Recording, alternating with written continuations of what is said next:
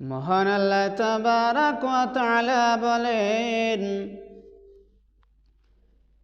وَقُلْنَا يَا آدَمُ اسْكُنْ أَنْتَ وَزَوْجُكَ الْجَنَّةَ وَكُلَا مِنْهَا رَغَدًا حَيْثُ شِئْتُمَا وَلَا تَقْرَبَا هَٰذِهِ الشَّجَرَةَ فَتَكُونَا مِنَ الظَّالِمِينَ।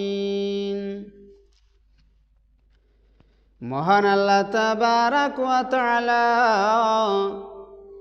হযরতে আদম আলাইহিস সালামকে সম্বোধন করে বলেছিলেন, আল্লাহ তাবারাক ওয়া তাআলা আদমকে ডেকে বলেন, হে আদম, তুমি এবং তোমার অর্ধাঙ্গিনী জান্নাতে অবস্থান করো। তুমি এবং তোমার সহধর্মিণী জান্নাতে বসবাস করো। তুমি এবং তোমার স্ত্রী এই জান্নাতে জীবন যাপন করো এবং এই জান্নাতে বসবাস করতে গিয়ে জান্নাতে অবস্থান করাকালীন এই জান্নাতের নিয়ামত সমূহ তোমরা যখন ইচ্ছা যেখান থেকে ইচ্ছা স্বাচ্ছন্দ্যে তা তোমরা উপভোগ করো, আহার করো, ভক্ষণ করো। কিন্তু একটি শর্ত রয়েছে, একটি নিষেধাজ্ঞা রয়েছে। এই জান্নাতের এতগুলো নিয়ামত সমূহ, জান্নাতের যাবতীয় নিয়ামত সমূহ তোমরা ভক্ষণ করো, উপভোগ করো, কিন্তু একটি কথা মনে রাখবে, ওই গাছটির নিকটেও যাবে না। যদি ওই গাছটির নিকটে চলে যাও তাহলে তোমরা অত্যাচারীদের অন্তর্ভুক্ত হয়ে যাবে। তোমরা যদি ওই গাছটির নিকটেও চলে যাও, তোমরা যদি ওই গাছটির ধারে পাশেও যদি চলে যাও তাহলে তোমরা কিন্তু জালিমদের মধ্যে গণ্যিত হয়ে যাবে, তোমরা কিন্তু অত্যাচারীদের মধ্যে গণ্যিত হয়ে যাবে।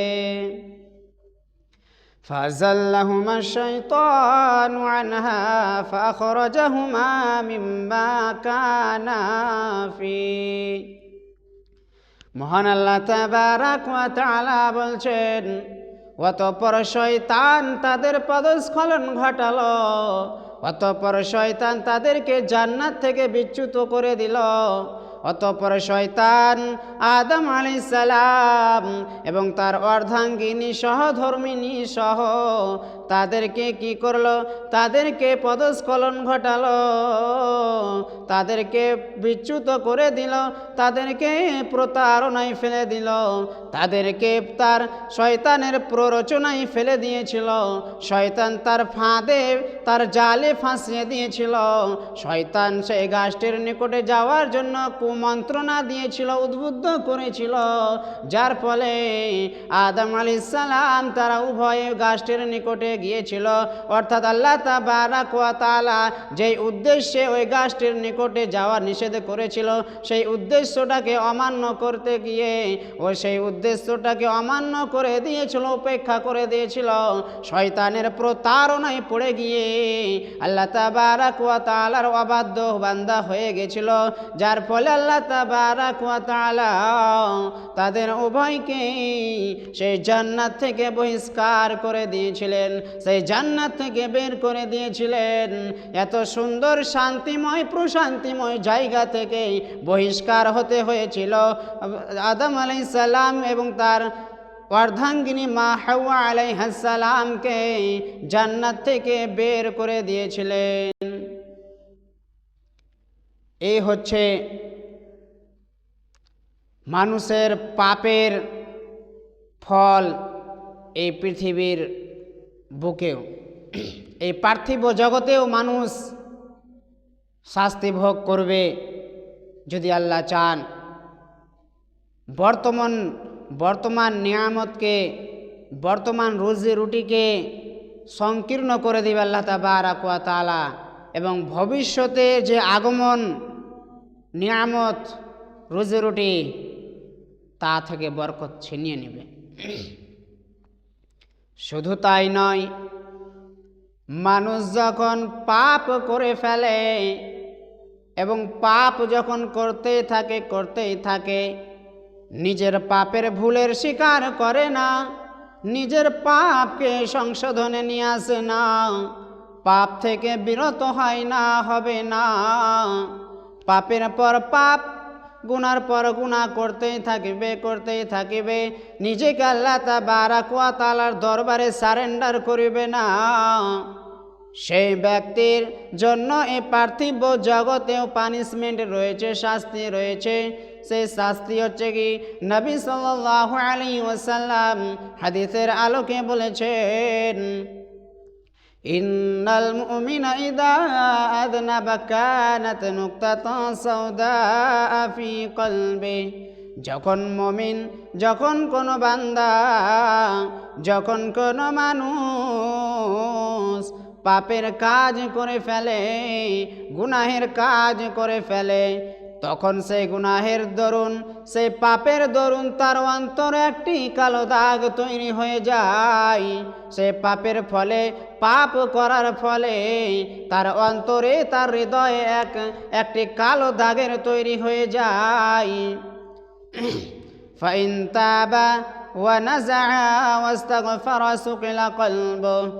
আর যদি সে ব্যক্তি পাপ করার পর যদি সে নিজের পাপটাকে বুঝতে পারে, তার পাপের প্রায়শ্চিত্তের জন্য সে যদি তওবা করে নেয় এবং সে পাপের কাজ ছেড়ে দেয়, আল্লাহ তাবারাক ওয়া তাআলার দরবারে তওবা ইস্তিগফার করে ফেলে, তার পাপকে মুক্ত করে দেওয়া হয়। অর্থাৎ পাপের দরুন যে অন্তরে কালো দাগ লেগে যায়, তৈরি হয়ে যায়, সেই দাগটিকে ধুয়ে মুছে পরিষ্কার করে দেওয়া হয়, ধৌত করে দেওয়া হয়। ওয়াইন যাদাত হাত্তা ইয়ালুয়া কলবা।